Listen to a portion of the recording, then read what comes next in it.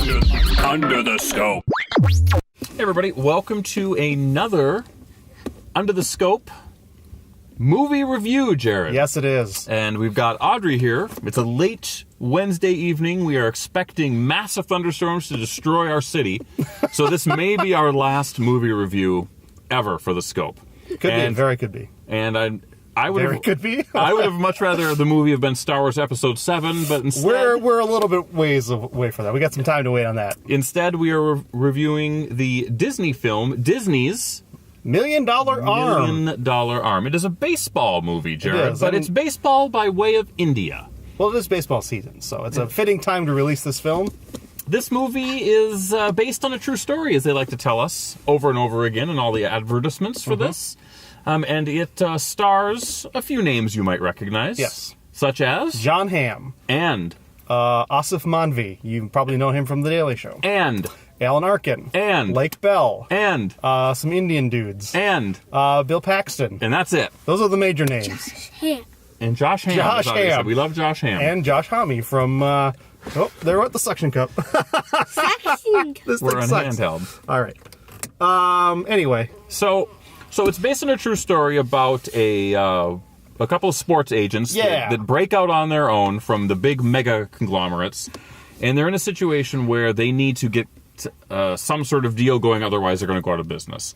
So they realize that the possibility for international athlete stars is alive and well in India. Every other country has pretty much been tapped out. Tapped out, as they say. Tapped out. But India is 1 billion plus potential sports fans if they can nail down a pitcher to play in the major leagues. And so they are inspired by the game of cricket because they do throw a ball in the game of cricket. And they bowl. And they're also inspired by Britain's Got Talent. And interesting juxtaposition there. Yes. I think the point is find talent where you wouldn't expect it. Exactly. So they create a kind of like a American Idol type of talent search show. Yep, they call it $1 Million Arm. They travel around India to a bunch of little towns and have tryouts, and the best people from those tryouts get brought back to Mumbai, where they compete in the finals, and 2 winners will get taken to America, where they will train and hopefully have a successful baseball tryout. And those winners' names are? Rinku and Dinesh. And they also bring a translator/coach with, and his name is? Amit. Yes. He's sort of the heart of the movie. He is sort of the heart. So they're brought back, and then they're pretty much put under a very, very rigorous training schedule. Yep. Done by a sort of new age trainer played by Bill Paxton. But they say they say that he's sort of a different type of baseball trainer, but you don't really see that in the movie. You see a little bit of his methods. He's got him pressed up against the wall, doing kind of weird exercises that I imagine have a purpose that aren't explained, so, you can kind of see his maverick tendencies. So that's the basic plot of the story, but you've also got the emotional part of the story, where we find Jon Hamm is struggling between being a standard money-grubbing agent and someone who's trying to find his heart and try to do the right thing for these boys and for himself and for his live-in tenant who lives in the guest house. Yeah. That's Brenda, played by Lake Bell. Yes, she's a intern doctor. She's going to school. She keeps it real up in the field, right? She does keep it real. She keeps it real, doesn't she, Audrey? She manages to connect to our Indian friends much sooner than JB does.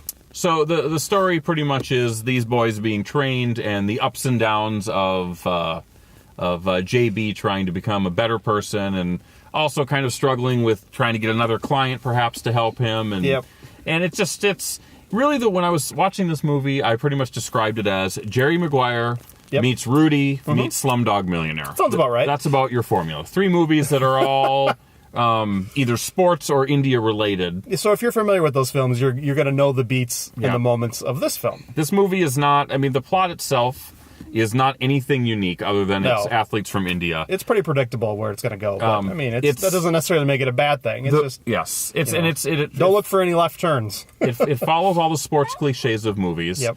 And really, it is dependent on the charisma and the acting ability and the likability of the people who are playing these characters. Yes. That's the crux of this film. And me personally, I think that it actually does a pretty admirable job. A few slow parts here and there. It was a little long. A few lulls, but you really came to like these people, and you were, in any good sports movie, you want the underdog to succeed.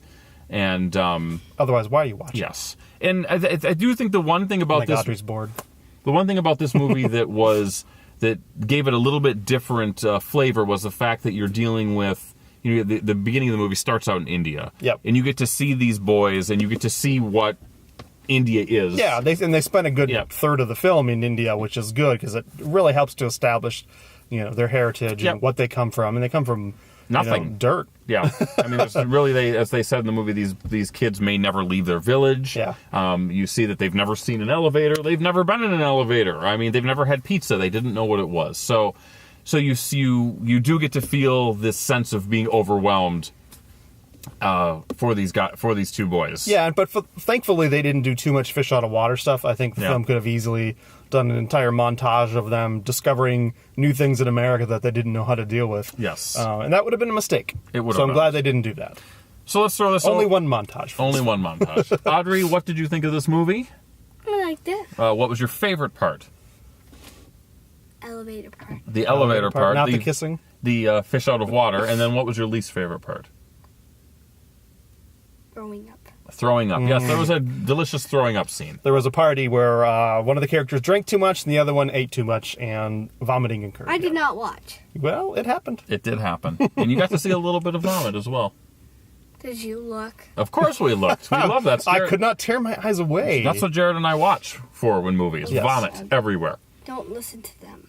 Don't listen to us. So, Jared, you sort of got my opinion. What's your take? Are you on the same boat? Yeah, I'm pretty similar. I mean, this is, like you said, if you've seen any of the major, small guy makes good type sports movies, you kind of know where this is headed. Yep. The only thing I didn't really like is maybe this is true to the character, but JB is kind of a jerk. He at is. least for in several scenes. He's very Jerry Maguire-ish. Yeah, he needs to figure out how to live life without just being money first and following the deal over everything else. Yeah. So obviously he's going to figure that out, because this is a Disney film and that's how this goes. And it's perfectly light, happy summer fare. Honestly, You're probably not going to be disappointed, but you're probably not going to walk away with an experience that'll change your life either. So there is nothing that's not really by the book in this. If you're looking for something that's not predictable, this is not your film. It's very inoffensive. Yes. So let's think about this and give this an inoffensive score, shall we?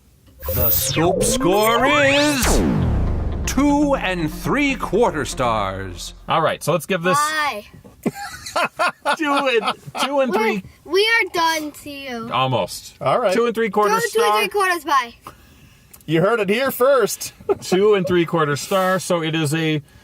Hey, we've seen 3 summer movies so far. And nothing super disappointing. Yeah, this is right in the sweet spot. Well, so I might say Amazing Spider-Man 2 is a little disappointing. Okay, that's true. Yeah. 2 out of 3 ain't bad, as they say in the business, Jerry. Yeah. So you can spend your time in worse ways. That's exactly it.